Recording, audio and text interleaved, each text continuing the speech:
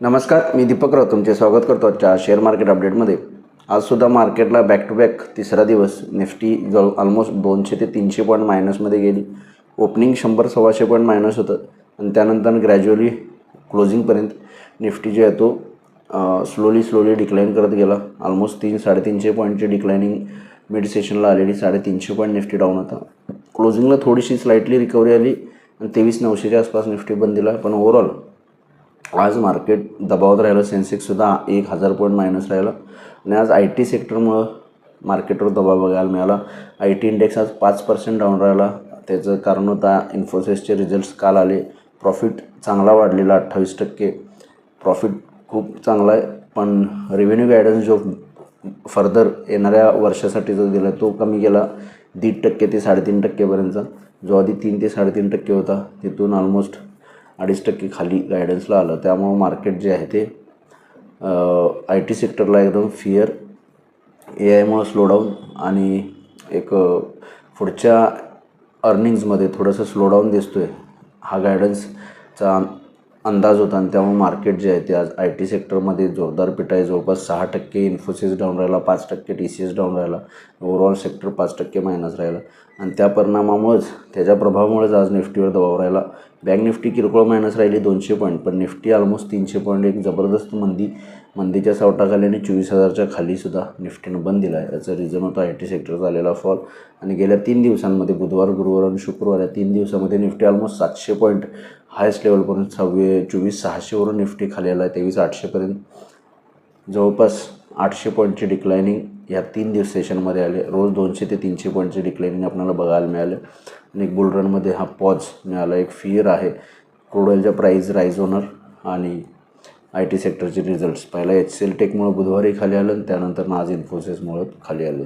Overall earning session बघितले results तर सगळ्यांचे चांगले आहेत, पण फ्युचर गायडन्स थोडंसं आय टी क्षेत्रामध्ये कमी आहे, त्यामुळे आय टी सेक्टरची पिटाई झाली.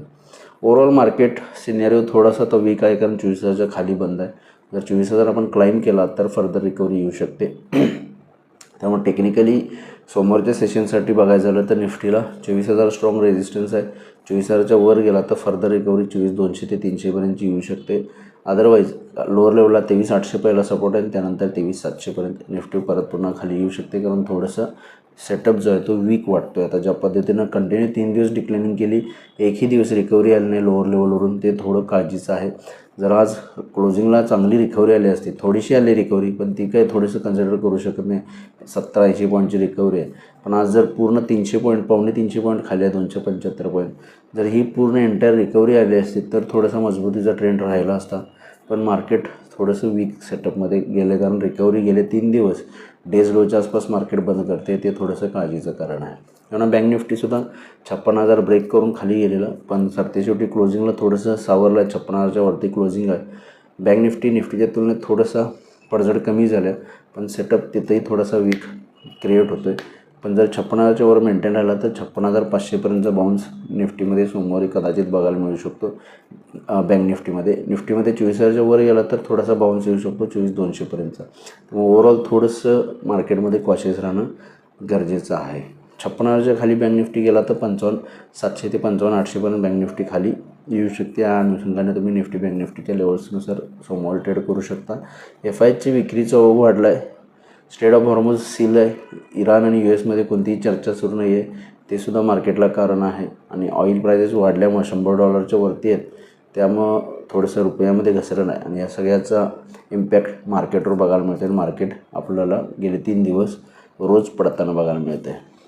आज क्रूड ऑइलमध्ये थोडंसं मायनस आहे, 7%चं फॉल आलेलं आहे. पण बघणं गरजेचं आहे, इराण आणि US या विकेंडमध्ये जर काही चर्चा झाली, स्ट्रेट ऑफ हॉर्मुझ पूर्णपणे ओपन झाला तर मला वाटतं आपण सोमवारी पॉझिटिव्ह स्टार्ट घेऊ शकतो. हे थोडंसं डोक्यामध्ये ठेवलं पाहिजे. त्यानंतर रिलायन्सचे रिझल्ट्स आहेत. आज मार्केट संपल्यानंतर संध्याकाळी 5-6 वाजता रिझल्ट्स येतील.